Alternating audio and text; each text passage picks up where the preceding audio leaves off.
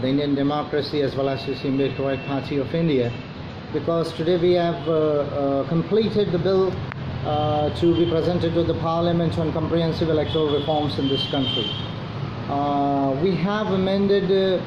suggested the bill in the form of an amendment to the Constitution of India, that is 126 and 127 constitutional amendment bills. And along with this, you see the Representation of Peoples Act 1950 and the Delimitation Act 2002. So we have, you see, actually given the bills in an amended form, and the key features of these bills are the introduction of the proportional representation system from the Parliament to the Panchayats, and the number of MPs and MLAs are to be increased, and with a guarantee of reservation to the scheduled castes and scheduled tribes and to the women. And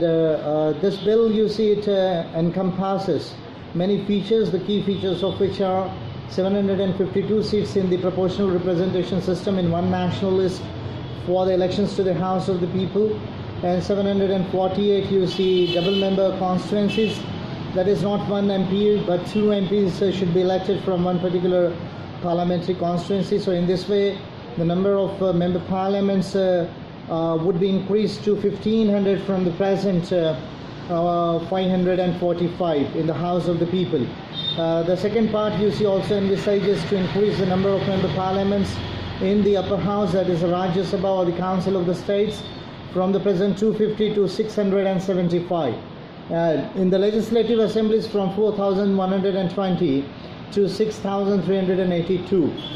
So a party which will be, you see, able to poll 0.5% of the votes in the national list would be eligible for, you see, equal number of seats in the member parliament, and all the other parties who are interested in contesting, you see, the multi-member constituencies will be having an ample opportunity, because now not a single member parliament but two MPs will be elected from the constituencies. This is a key feature of this bill.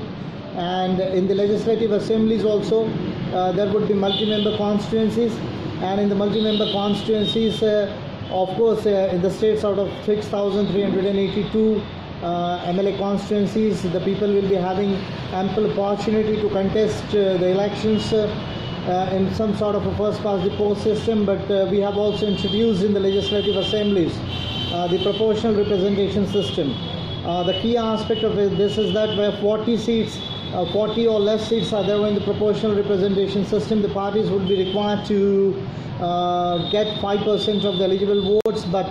where 40 and more seats are there, the party would be required to get only 2.5% of the votes. So this would facilitate the smaller parties and minorities and the scheduled castes and scheduled tribes and the minorities and the women to get a better representation in a new political system that we have suggested in the country. The comprehensive electoral reforms have become overdue for past 25 years. Ever since, you see, the Goswami Committee report, the Indrajit Gupta Committee report, the Vanchi Committee report, and the reports of the Administrative Reforms Committee and the Election Commission of India, and the two reports of the Law Commission of India of 1999 and 2015. And of course, Ambedkarite Party of India has already taken a lead in this matter in 2015, whereby we petitioned the Law Commission of India and the Election Commission of India and Indian State on 1st June 2014, and subsequently we also petitioned many times, and but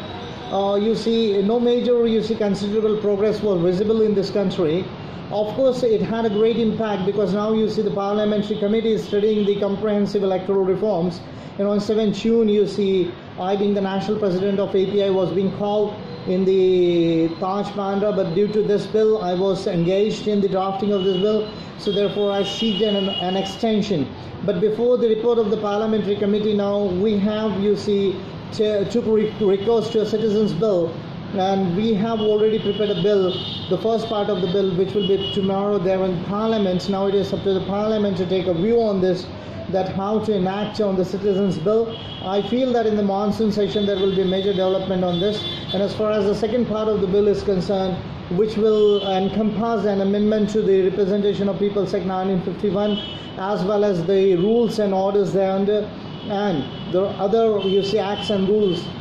which will ensure that you see the political parties receive, you see public funding, there is a ceiling on the political parties, and then there is media regulation, and then the paper slips are counted, 100% paper slips are counted, paper trails of the VPATs. All these key features along with the PR system and increasing of the MP MLAs would be introduced in the second part of the bill. We are expecting that by the end of this month